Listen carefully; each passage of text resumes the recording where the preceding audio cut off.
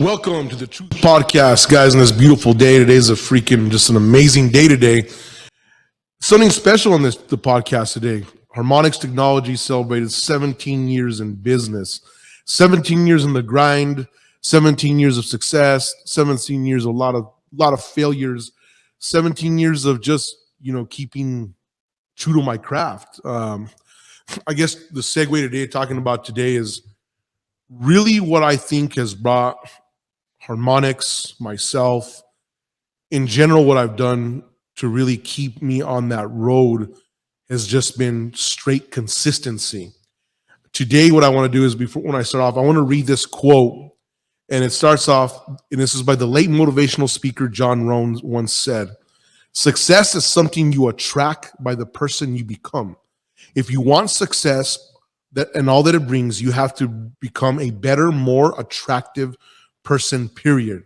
Your level of success will rarely exceed your level of yourself." Second quote he has, "You can have more than you got because you can become more than you are." Think about that. How powerful those two things. That first one, to me, one more time, success is something you attract by the person you become. That's in anything you do in your life, right? So I think about, in the world of technology of 17 years, I was looking down our timeline one day on the website, and I looked at all the achievements and the one step, one block at a time approach to one achievement, the second achievement, 2011 being the top technological partner in the United States, right? The most ENA engineers in the United States, not New Mexico, not the region, not Westland, Mississippi, the United States. The number one diamond dealer, locally owned only in the United States. Most all multinational companies. What does that tell you? It's that consistency.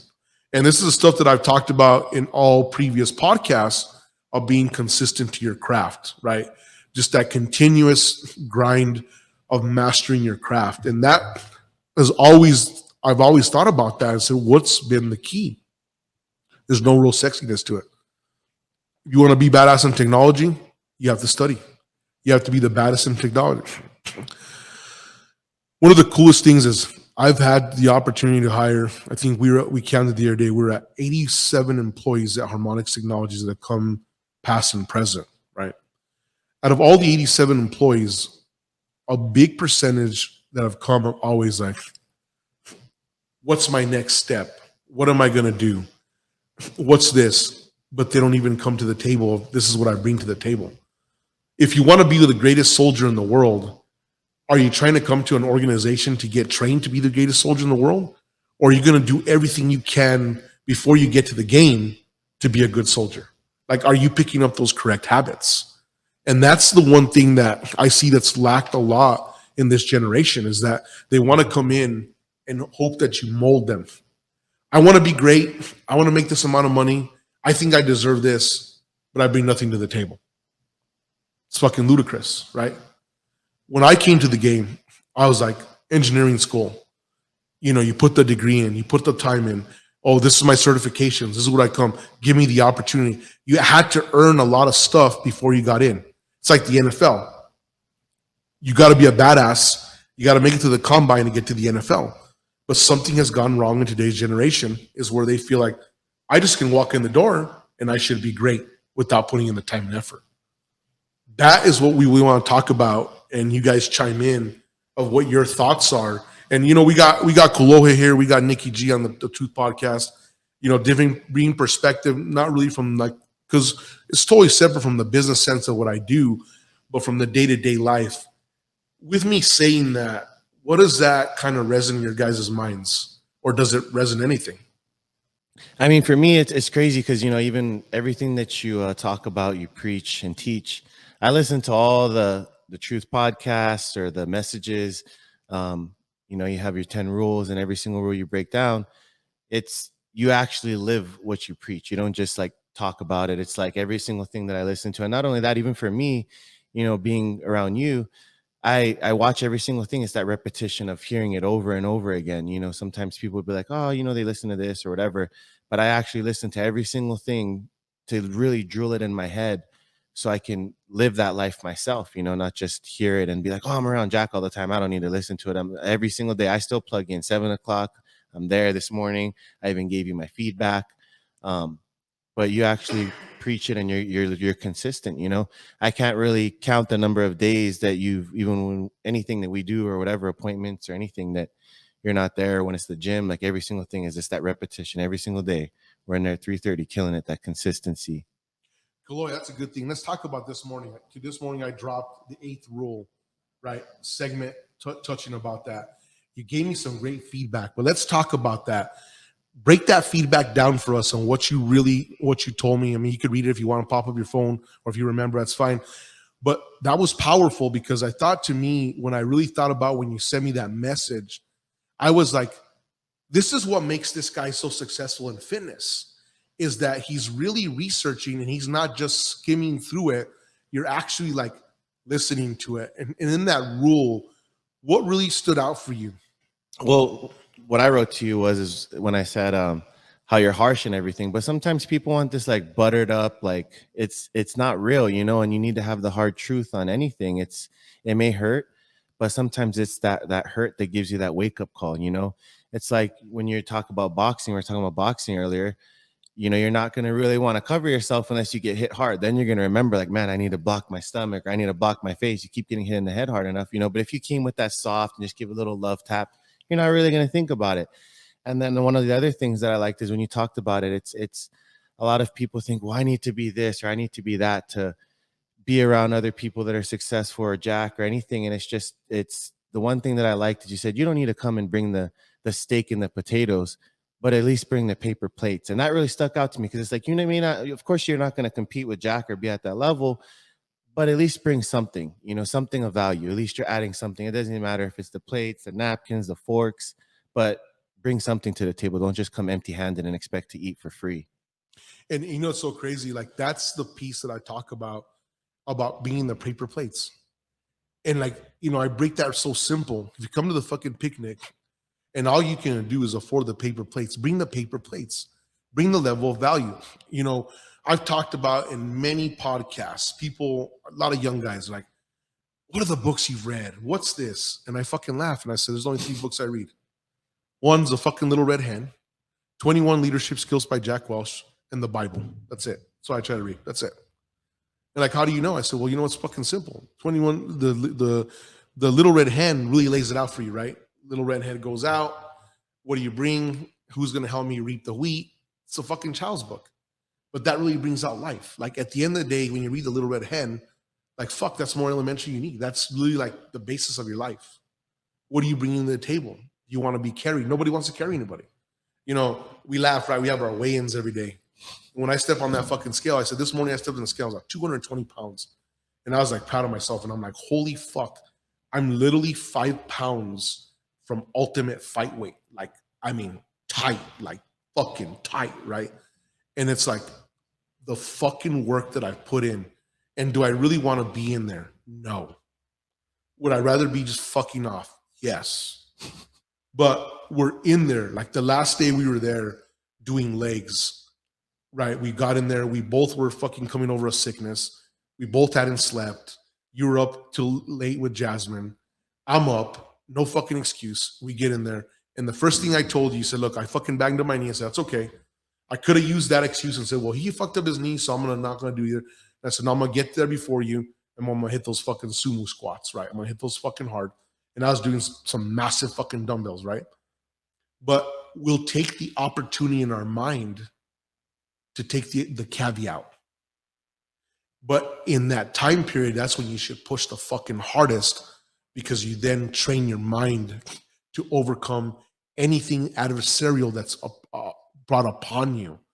And that's what most people don't understand is if you focus on fucking getting over the humps in life, it's like fucking skiing. If you always ski moguls and then you get the flat mountain, it's not going to matter. But if you're always on the bunny hill and you want the sun and you want this, when you get the fucking moguls, you're going to fall down. And instead of like, what I like to do is like, I always have to be on the moguls either. You can do both, but you got to fucking train that. And I think that that's one of the things that where I look at the generation and I look at people and, we were fucked up in my generation too. I'm not going to sit here and I want to sound like those fucking, like we're the greatest. No, we're a lot of violence, but I never stayed focusing on stupidity, right?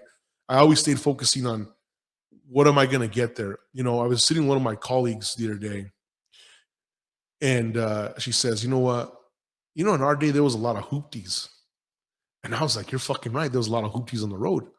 And now there's not a lot of hoopties because the car manufacturers have made it pretty much easy for you to own a car, no matter what level. If you can spend 100, 200 bucks and your credit's semi fucked up, semi decent, you could actually get a car for 200 bucks and roll out. In my day, there was no fucking way.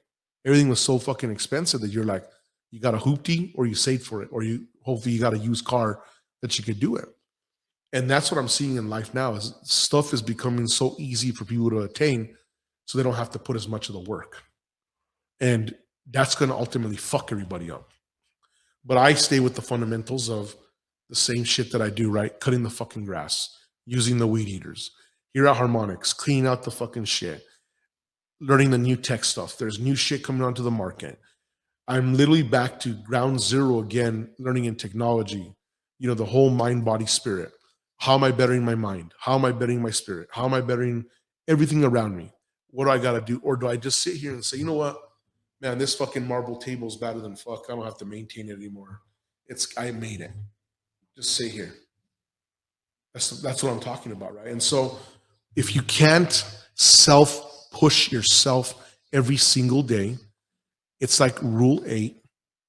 Nobody gives a fuck what you think. Truly, nobody really gives a fuck what you think. I use the famous line I made Kaloha laugh the other day. I made a bunch of people laugh, and I said, you know what? People ain't proud of you. People don't give a fuck. Actually, people are wondering how the fuck you do it over and over and over again and continue to do it. I was sitting here, and I'm approaching my 44th birthday, and I'm like fucking badass, right? And I'm literally approaching my 44th birthday close to 80% of my physical fitness at 25. That's not a fucking opinion. That's a fucking fact. But I choose not to go down the road and be like any 44-year-old. We laugh. We talk all kinds of shit on the road, and you're talking about guys and like, that guy's over the hill and all that.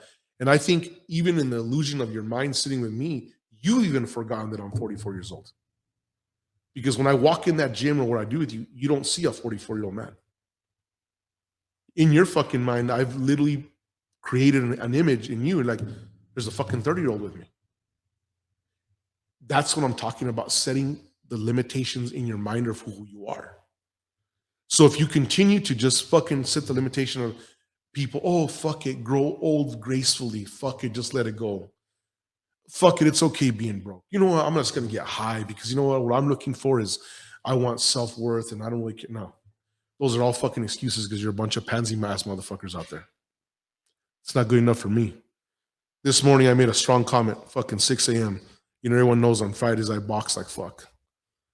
And I told my opponent, I said, you know what? When I get in there with you and I'm sparring with you and I'm working with you, ultimately, my goal is that I kick the fucking living shit out of you. When you walk out of there saying, this motherfucker is so fast. He hits so hard.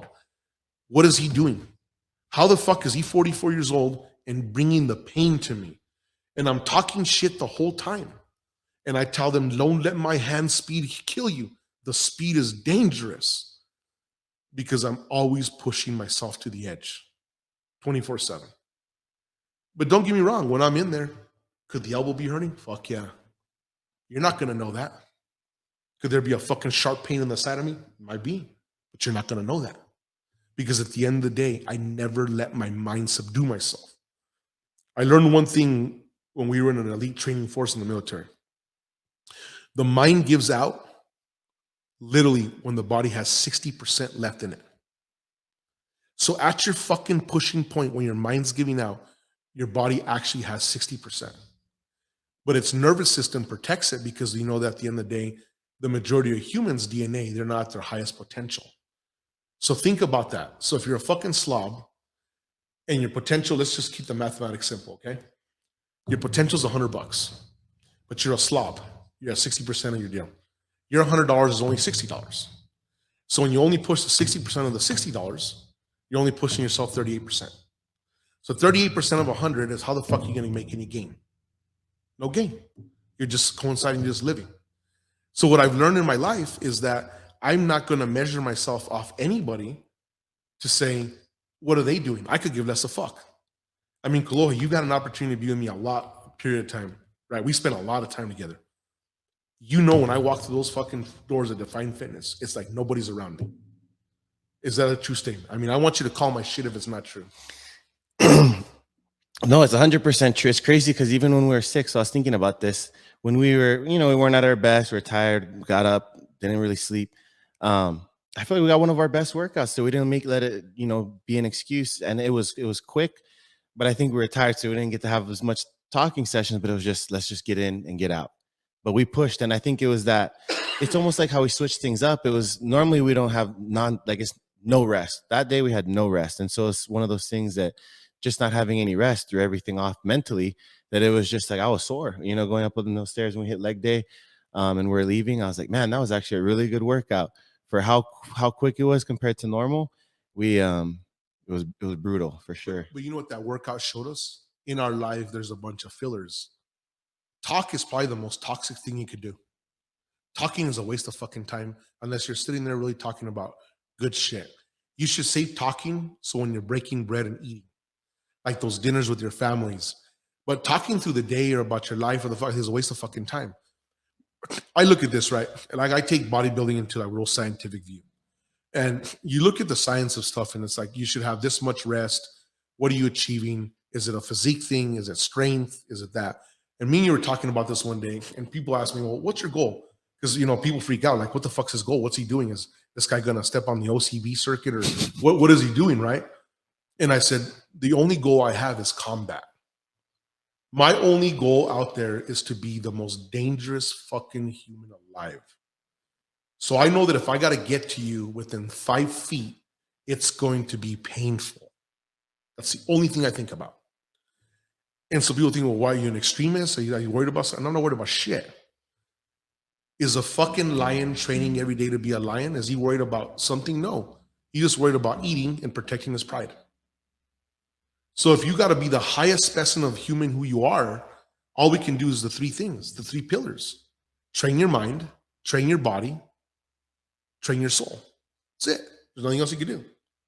So if you sit there and you fill yourself with the hogwash of life, the fucking bullshit with social media. What does my neighbor think about me? Oh, that guy cares about his car's better than mine. This, that, the other. You've lowered your vibration so low that at that point now you're vibrating so low here that you've actually missed the mark about life. And this is why I like Rule 8 so much, is because ultimately people are selfish as fuck. All of us sitting in this table, we care about our well-being more than any of us sitting in this chair. And if you can identify that within yourself and you're okay with it and your little soul's not hurt and this and that, it's not fucking true. Because if we're in the fucking desert and we're out there and they said this one piece of bread is going to keep you alive for more than 2 fucking days, you might eat that fucking bread by yourself. You might even tell a Jen that you have a slice in the corner, a fucking pebble, and that's fucking reality. And that's okay. But that's when great leaders come in. I might look at it and say, well, you know what? I'm going to cut Nikki G this much of a fucking piece of my slice of bread because you know what? I need her to haul water. All right, Kaloha's eyesight is fucking amazing. So I'm going to cut him a third of this because the enemy can see us coming. But I'm a good fucking marksman. So I need his eyes in order to launch the spear. That's where leadership comes in. And that's where the value comes in. And that's where in the old days, if you brought value, you lived. If you didn't bring value, you're fucking mincemeat. The animals ate you. And that's what I'm always talking about is if you focus on bringing value,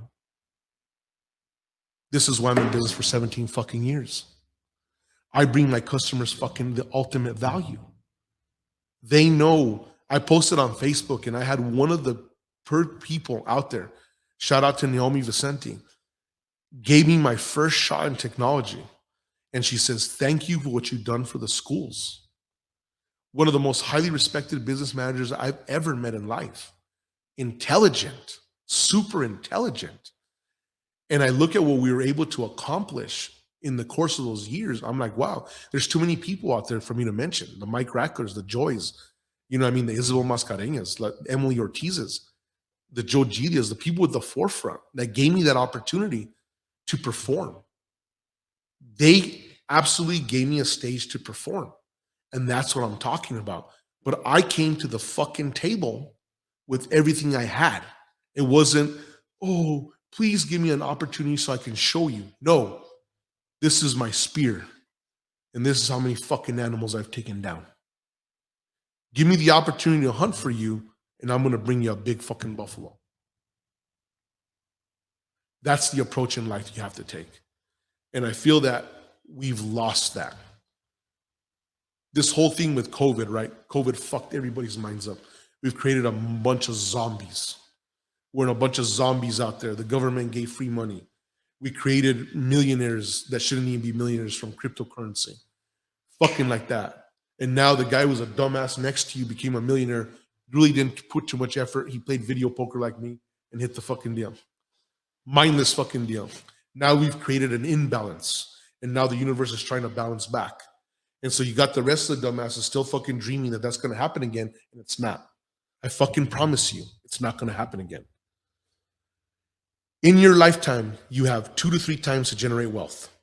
They fucking hit in very spot times. In my time, it was in the 90s, the dot-commers. I was too young, but I got there. Then the 2000s hit, the big tech fucking boom. That's where I came.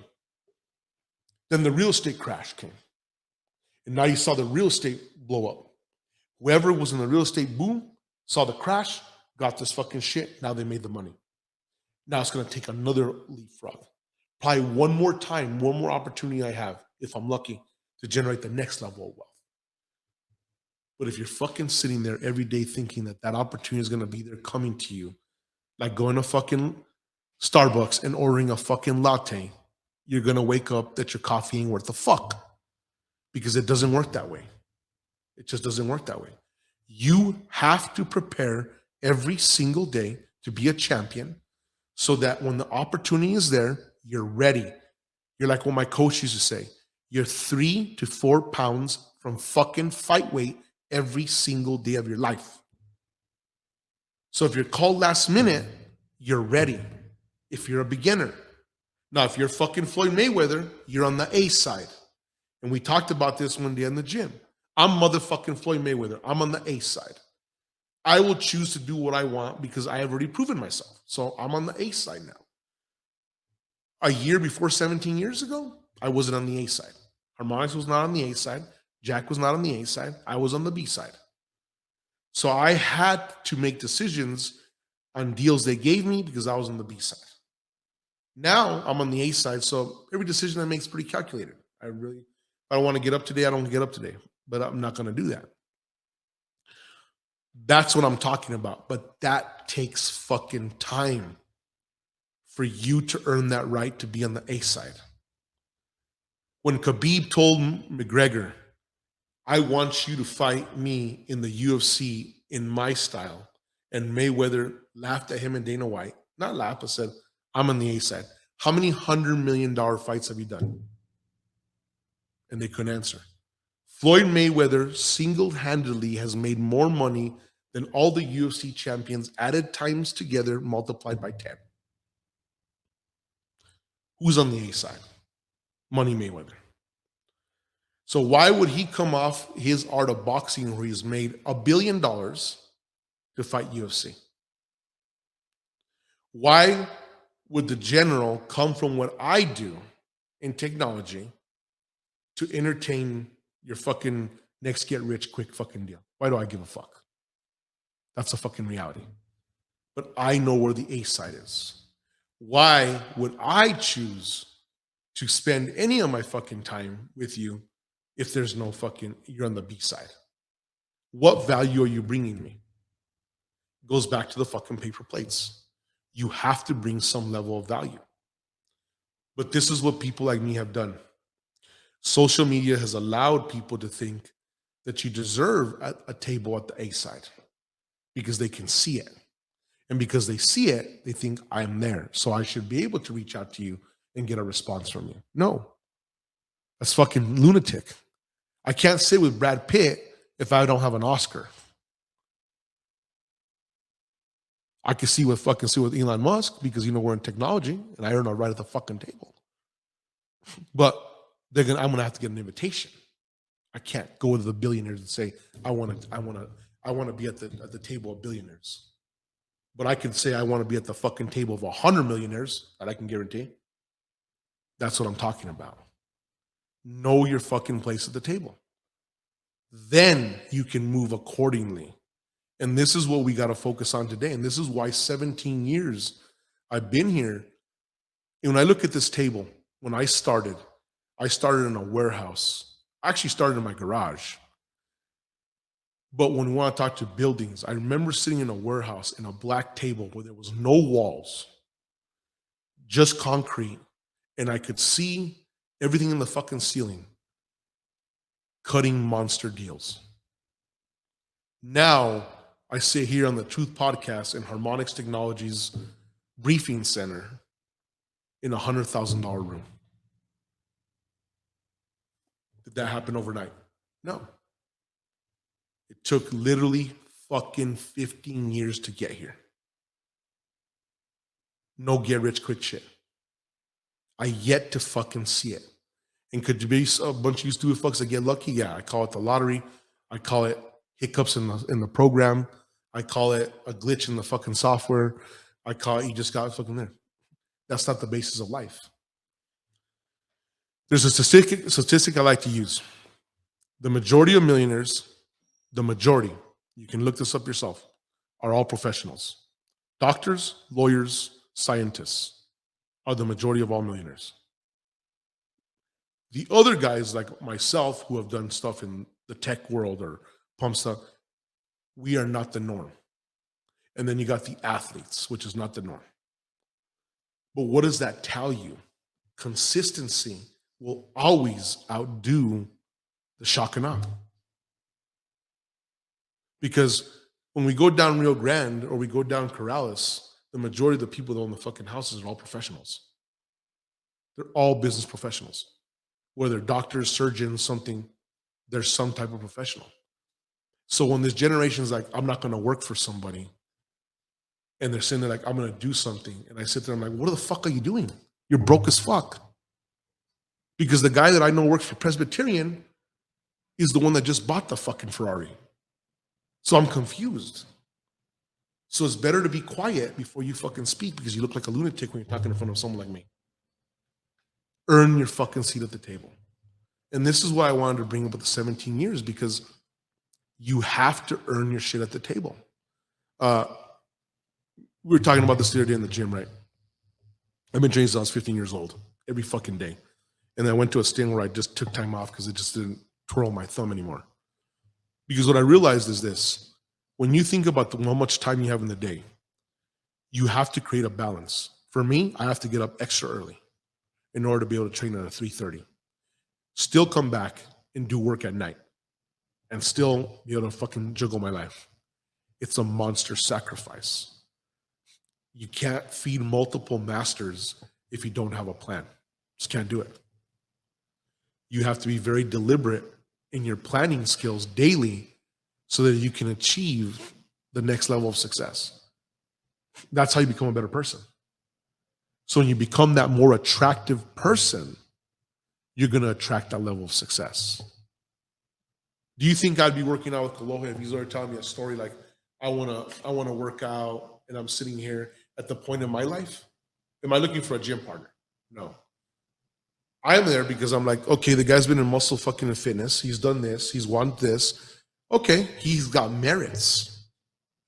So when I'm sitting there in the merits, I'm like, everything he says, his merits add up to it. That's what I'm talking about. It's better to be the best fucking donut maker at Dunkin' Donuts doing something than the fucker who's talking at the coffee shop. Can't make donuts, can't make coffee, hasn't done shit, but talking about he's going to own Dunkin' Donuts. I have more respect for the guy that's the fucking donut maker. And I can tell you that the majority of the business professional community feels exactly the same way that I do. Because everybody that I talk to who's made it, we all fucking put in our time. So if your last name ain't Rockefeller, you happen to not be part of the Johnson & Johnson conglomerates, the Waltons, you're fucked. Get out there and put your fucking work. It's just, it is what it is. Any thoughts, Kalo? You're deep. I see the juices are deep in your mind there. I know, and after Florida, I want to chime in. Because it's so Nikki, you guys, the low. I just like brought you the truth. I mean,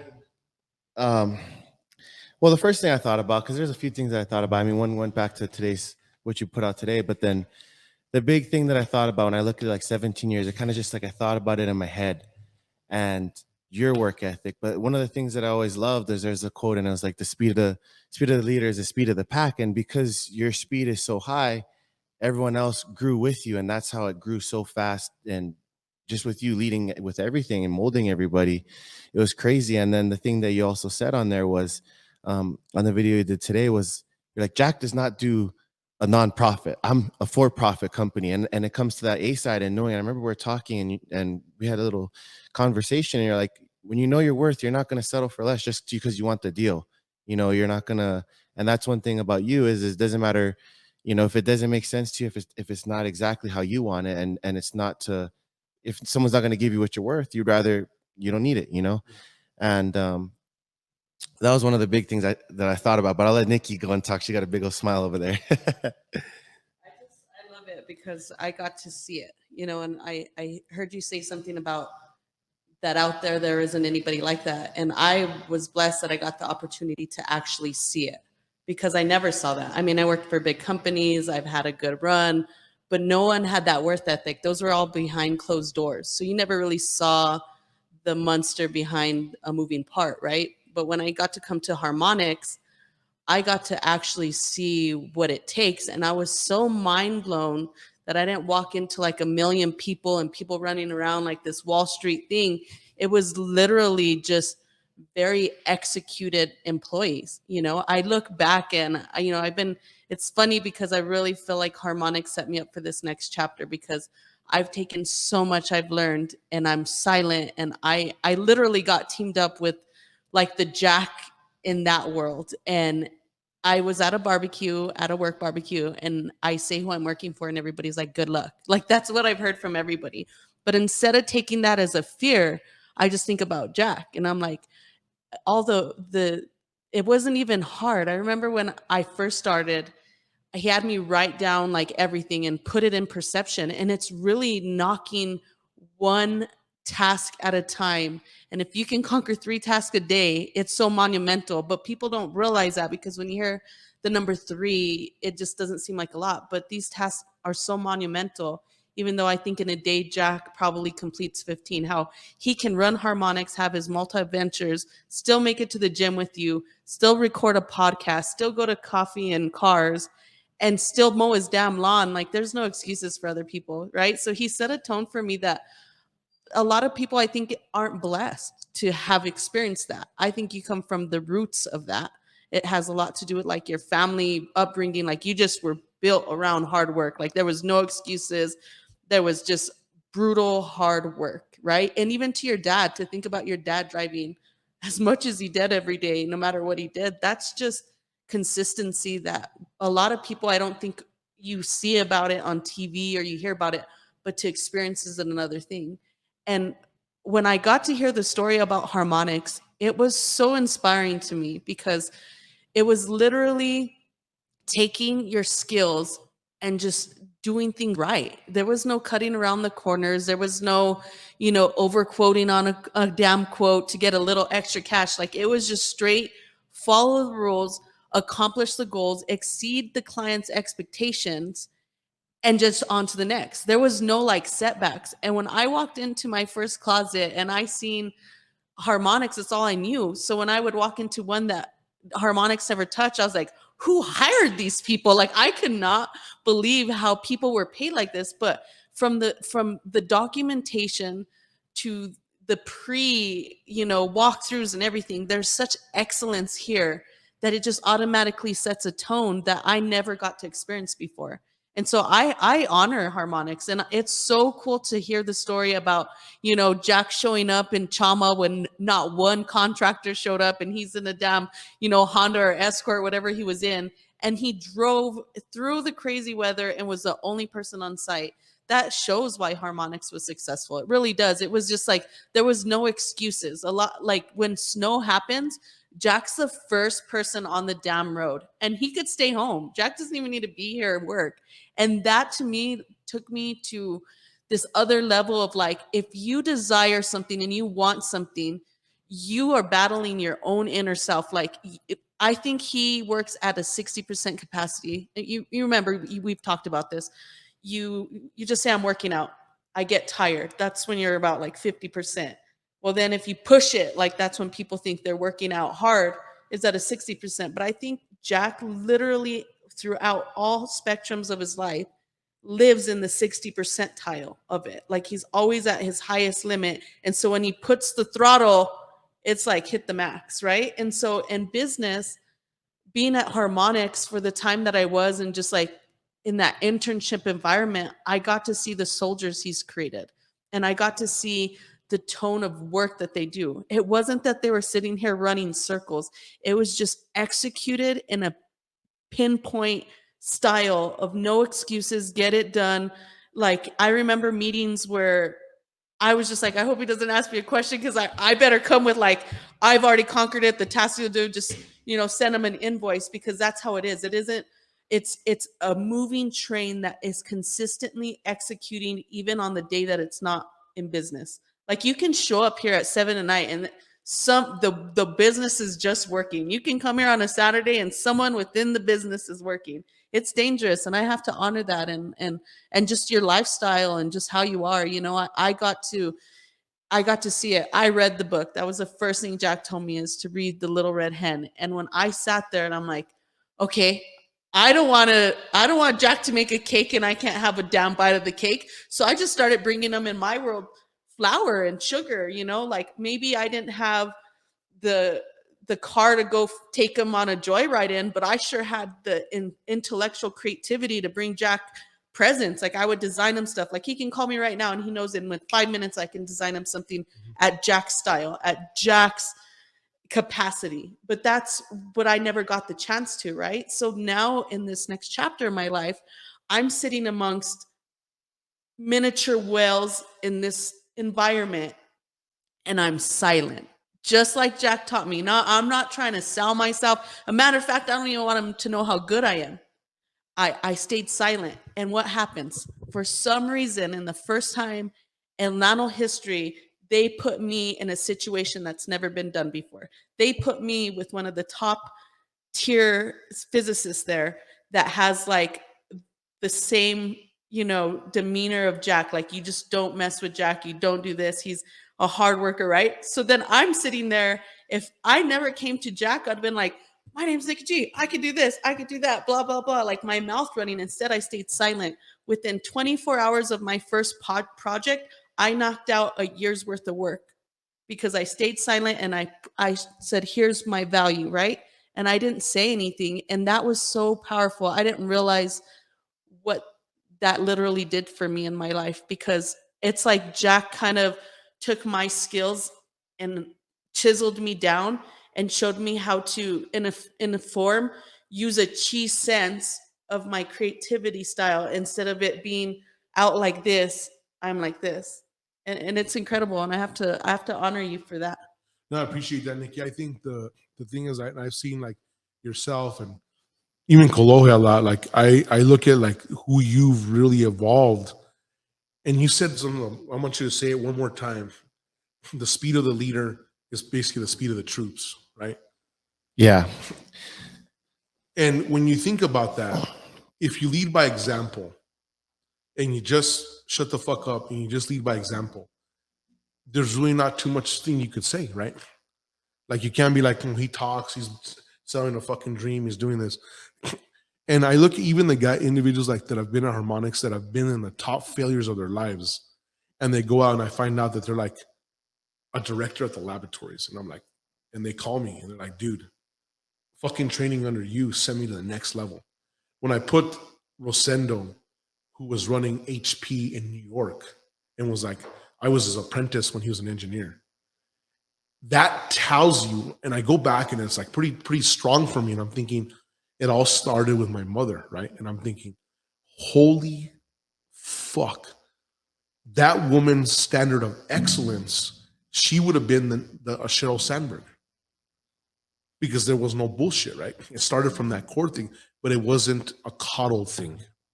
Like most people will be like, oh, that could have been verbal. The majority of today's society have been, that was verbally abusive. That was this.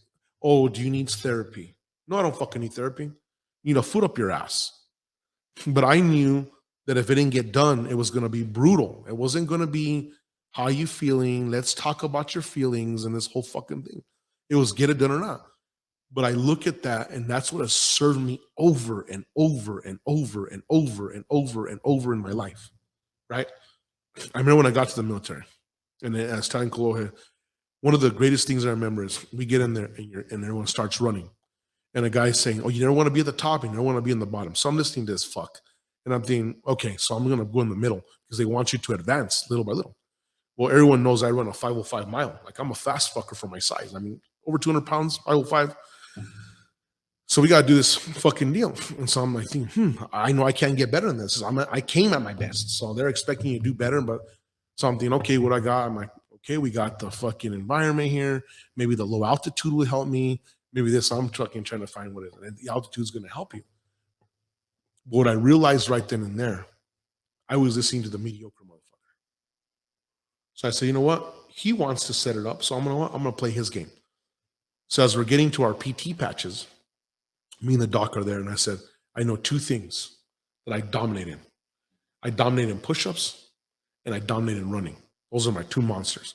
The third thing I do is sit-ups, right? That one I was like, I'm good, but it's not my super strong point. But at that point, I said, what do I got to focus on? Most people say, I'm going to focus on the sit-ups. Fuck no. I said, I'm going to throw another 6 push-ups. I'm going to try to get 2 seconds off here. And so I learned to just do it and get it done. So when we're out there training, while people were trying to cut corners and hide behind the tree, I was just putting in the fucking work. So when we got to PT time or all the tests, it didn't matter. And this is why we're setting these records. People don't know to this day, I think it's still there, but there's a guy from my hometown. We have set the records in places like Fort Leonard Wood, Fort Benning, in the Ranger units. Like, literally have set the fucking records. They're like, what the fuck do they feed you guys in these small towns? It's not what they feed us. It's because they give you a fucking ass kicking. And there's a consequence. And it's not a negative, like where people are like, oh my God, I feel so sorry for you guys. No. They kind of went to you like this and said, look, this is your choice, okay? You can have your pet cow and he can live and he can be your pet and you can starve. Or we breed this cow and you got to slaughter this cow, and that's a fucking reality. That's pretty fucking harsh as a kid, right? You're like, so I got to kill my pet cow to feed the family? How does that sound today? Pissing everybody off right now. That was my reality.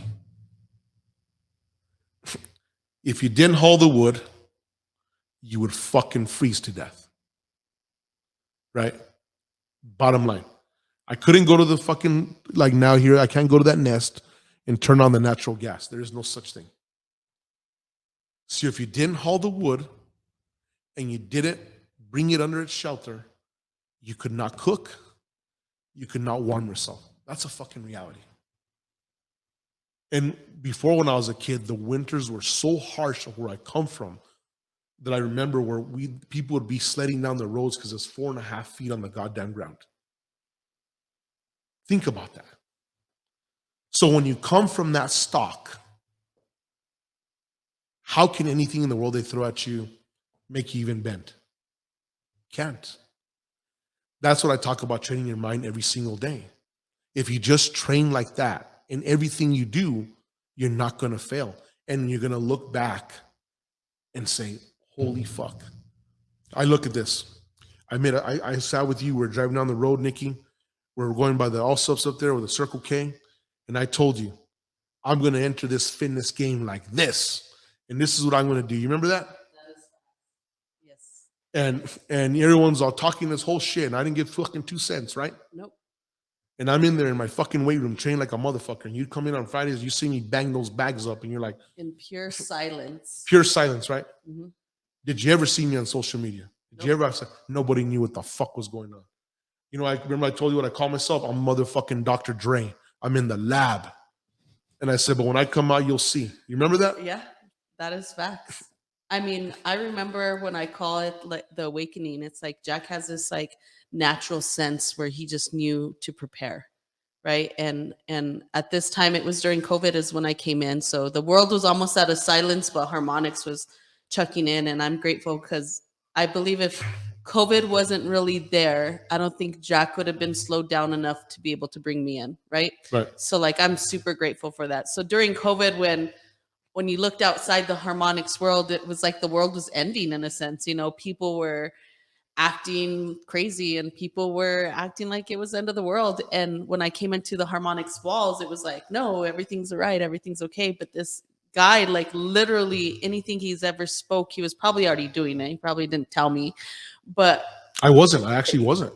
and the consistency, right, is just, I think what's so scary about Jack is he has such control of not only his mental state, his emotional state. Like that's something a lot of people can't control. I mean, we could be tough and act cool, but something hurts our feelings and we break down. Like it's just normal. With this guy, I think he's superhuman.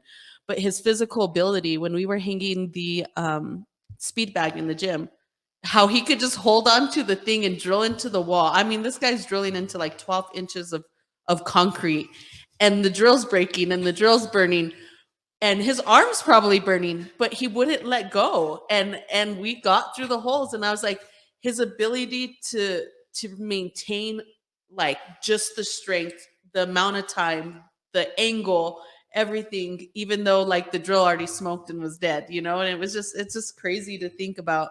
People say stuff, but Jack just does it. I think he just says stuff after, but he's already like doing it, you know. And I love to watch your guys' friendship because I'm like, you talk a lot of shit, you know, and Jack, it's like you're poking the bear, and one day, you know, don't poke him on the wrong day because the bear scares me a little bit, but it's incredible. I think the one thing we have at Kolohe, and I told him, I think where he feels comfortable, and he and myself with him, I told him, I don't joke with you. I said, I banter with you, but I'll never joke with you. And I broke down the things. I think with him, he knows that ultimately I never mean him any harm. Like if I feel like his feelings are at any point in a level like in danger, I'll always pull back like a coach, and he won't even know it, and I'll switch it around. So he knows that, and there's no ever imminent danger with me. And he knows like he could talk all the shit he wants, but I'll just say, shut the fuck up, you're a kid. Like, you know, like that's where I'm at, right? You know what I mean? Yeah. So the thing is about it, I think the relationship, and this is where I'm a true natural teacher and a mentor. And people tell me like me, like I don't not the traditional man. Like I'm not the traditional man, anything that I do, right? But I think where I'm the most happiest is when I'm watching someone grow and build, because when they're building, I'm building. If you're the best math teacher in the world with no students, well, then you're just fucking sad. You can't practice your math skills, right? And I think because of Kolohe, he has forced me to dig deep when I was back in Eastern Europe, when I trained with the Ukrainian bodybuilding team. People don't know shit about what I've fucking done, right? I don't lay it out there. And it's like, now I have to, he's like forced me to be like, well, this guy's at this capacity. What could I really take him to? He doesn't even know that I'm thinking that in my head. So I'm like, now I'm going to fucking take him to here. He doesn't going to know we're there. And at the same time, I'm rising too. Like, you know what I'm trying to say? And I was watching this little stupid cartoon last night, right? And it's this captain. And there's this big captain, right? And I watched it for that. And then he's going to hand over his ship. And there's a young dude, and he picked him up. And it was kind of weird because I kind of felt like our relationship. And I'm like, I'm that captain with the patch. And he's big, right? And then there's like the little small, like the smaller guy. He's big too. And it's like, it's all about legacy. Like passing the legacies down, because a true leader is about passing legacies down. It's not about they're going to stay with me like in greatness. Like that doesn't make any fucking sense, right? So when I was thinking about that in what we do, in the gym, I used that 50 Cent video. We played that one on one of the podcasts. Is that we don't bring controversy. There's no controversy. There's no fucking controversy ever. I don't like that type of soil. That whole, we call it in the North, I forget what the fuck people in this would say it. I forgot what the word is. It's kind of like when they fucking talk shit, but I can't remember right now. Caria. I never understood that word. That was the stupidest fucking word in the world.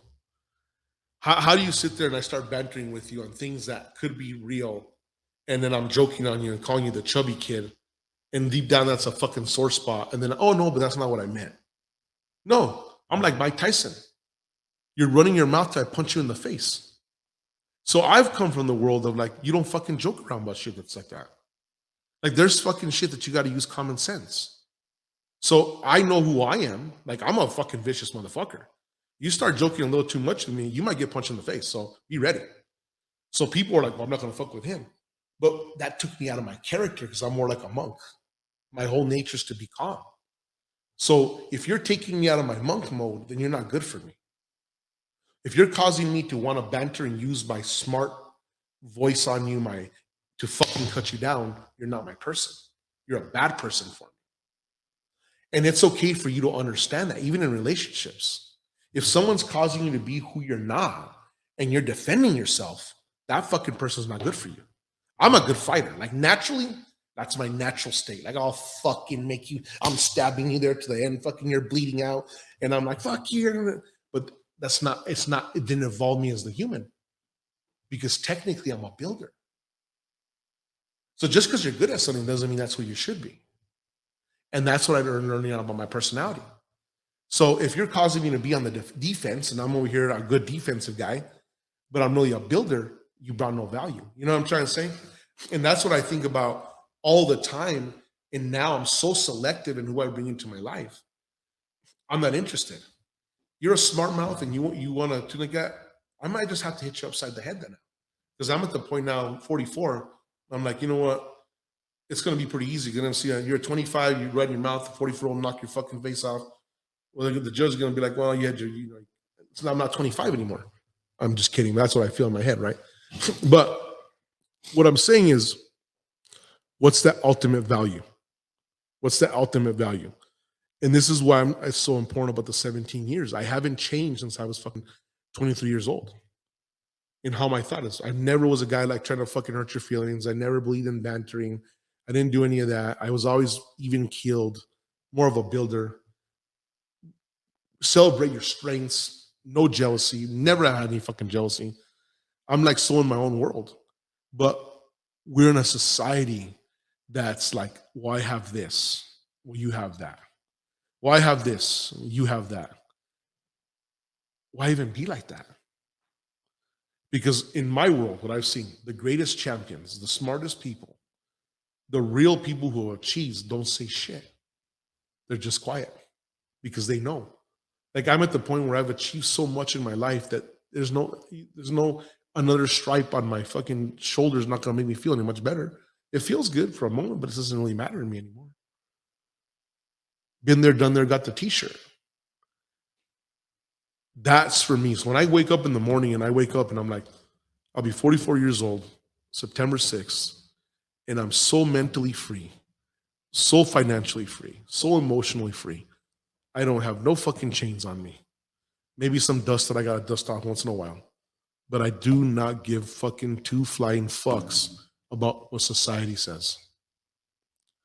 I just care about what is important to me and what has gotten me here and what it is. And this is why 17 years has been such a fucking bliss of just proving to myself for 17 years doing the right thing will always outweigh doing the wrong. Irregardless of what the other person is doing to you. You go with the right intention, fuck it. That's how you gotta let it slide. Never subdue yourself to someone else's game. They're a dirty fighter, don't fight dirty fights. You stick to what you're at. Don't be a pushover, but don't change your style. And that's where people fuck up. And I think that's what you've seen, Nikki, with going now. You're prepared, like you said, but you now understand my hardness. Like how many times were you in tears in this place, right? But my intention was never knock you down. My intention was to prepare you for the world. And the vibration is just fierce, right? Absolutely. Absolutely. Same thing like what I talked about with Kolohe, like, when we're in there and we're doing this stuff, I'm looking like, we laugh, we talk, we do our shit, but ultimately we keep it regular. Just it's that consistency. But the part that I always have said, weight training, calisthenics, I don't give a fuck what you're doing, yoga. If you don't pick one thing and just try to do something from it for your health, your mind can't work. I mean, you made a comment to me that was pretty powerful. You said you went to the ER or to the urgent care, and the majority of the people you saw in there were really out of shape. Yeah, I looked around and I was just, because I'm observative of everything. So I'm always observing and looking around. And I was like, what's the thing that these people have in common? Because I'm looking at me and then there's Jasmine. And I'm like, we're the most fit people here, And so I'm kind of looking at everybody, even the people that weren't necessarily overweight. They just didn't look healthy. Like they didn't look like they worked out or did any kind of physical exercise or anything. And I'm not saying everyone needs to be, some fitness model or anything, but like go out for a walk for 30 minutes, like anything, because I started seeing these people and I know, and these are the ones with all these issues.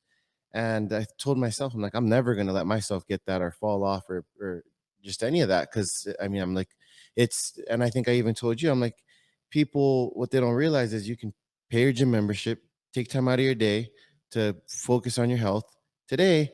Otherwise, in the future, it's going to cost you, who knows, 10 times more. It's going to cost you a lot more than 30 minutes. Look, something called Sneaky. You can chime in on this. I'm gonna tell you something. I'm gonna share something strong with you because this podcast is the fucking truth, right? And I like people around me. Let me tell you what motivated me to get my ass back in gear. Okay, being in training my whole life, I've always been a big dude, right? Big fucking arms. You've always seen the biceps, triceps, shoulders, all that. So my whole fucking thing was like, you know what? I can just fucking look like an ex-NFL player walking around. Like the average dude, you ain't gonna fuck with me. Like it's just not what it is, right? And I was like, you know what? God said, you know what? I'm gonna test your fucking ego. So one day I'm sitting with one of my buddies, and I'm meeting. His name's Jim. He's one of the twins from El Pinto, and this is literally to the date 11 months ago. And he's like, you know what? He's like, you're looking a little bloated. And he doesn't come from a negative way. And I'm thinking, I am probably looking a little fucking fucked up here, right? And then certain things.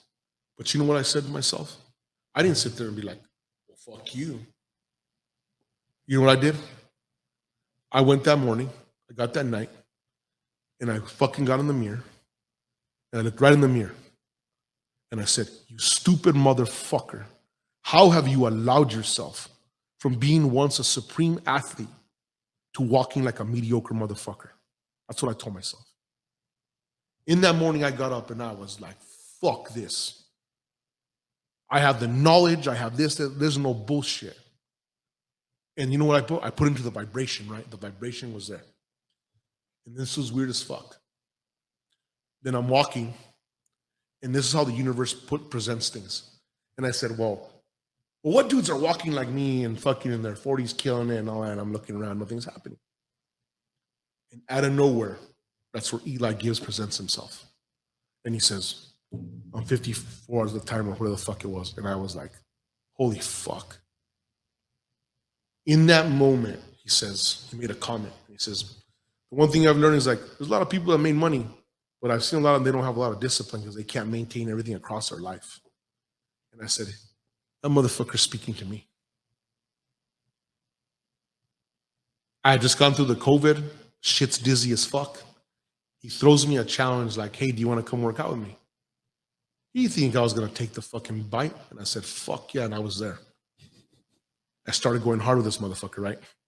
And it was a harsh environment. But what they didn't know is that they were stirring up a monster inside. And what I needed is every day I stepped in that fucking gym, that it was a reminder that I was in last place every fucking day.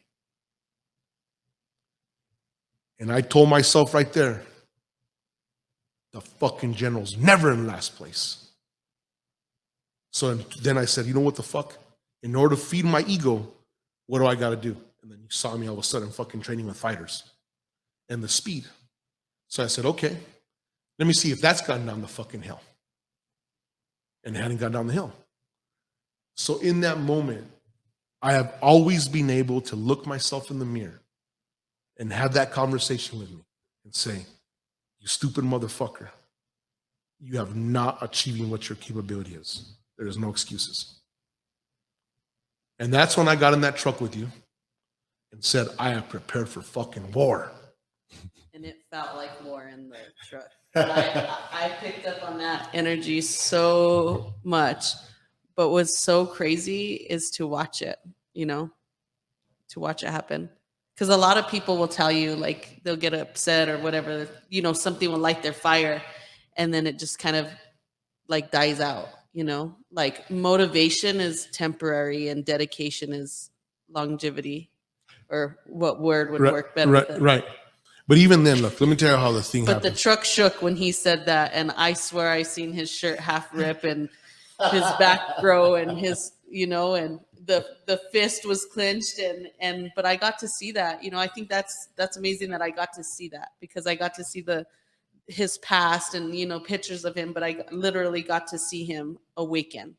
And it didn't just awaken your physical ability, it awoken the business, it awoken personal projects that he has put on the back burner.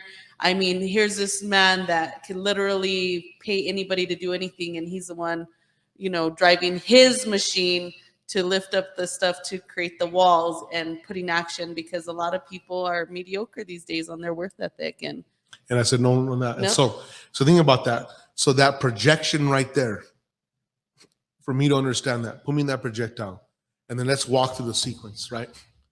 Then he's getting ready for his show, and the other guys, and we're in there, and I'm working with the other guys, and they're getting ready for their show, and I'm like, you know what?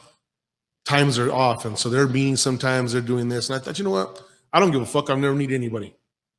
I'm a motherfucking machine, right? So now I'm fucking consistent. Boom, boom, boom, boom, boom. And then it's the weirdest fucking thing ever. Then he reaches out to me. He says, hey, what are you doing? We should work out together. But I was prepared. I had already the machine was already rolling, right? And we come in. And then he's like, you know what? I'm going to get ready for this show. And I'm thinking, what the fuck are you going to get ready for these shows, right? And he's in a hard time in his life, right? And it's like fucking there. But I said, you know what? This gives me an ability to work with him, and I'm going to light a fire under his fucking ass, right? And when I light the fire under his ass, it's going to light the fire under my ass. And now there's two fires, so there's no choice. Now we got a wildfire. So we got to just continue the wildfire, right? And it was crazy because it just happened like that. And here we are, we're going to forward this. And I remember fucking writing this down, right? And it's October something. But you think what I've fucking achieved from October 12th of last year to where I'm at today is fucking amazing. But there was money in the bank before. It's not like I just fucking started from scratch. But at the end of the day, if you don't continue what you got, you could fucking lose it. And that's the ghost of Christmas future that was presented to me right there. And so from stepping on that scale this morning to October, there's a motherfucking huge difference, right? In everything about it. And that's what I'm talking about, is that's where that consistency comes into play. And ladies and gentlemen, to close this, that's what consistency over fucking 17 years brings to you. Don't make bullshit excuses. Just fucking do it. Get it done. We're out.